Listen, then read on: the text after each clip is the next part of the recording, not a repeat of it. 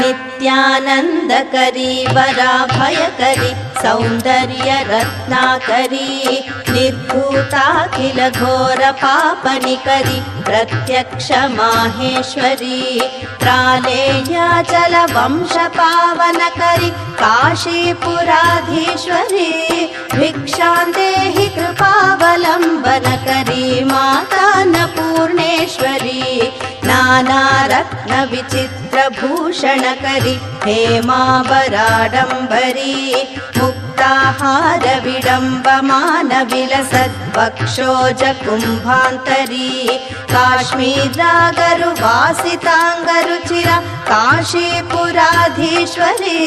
भिक्षां देहि कृपावलम्बनकरी माता अन्नपूर्णेश्वरी योगानन्दकरी रिपुक्षयकरी धर्मैकनिष्ठाकरी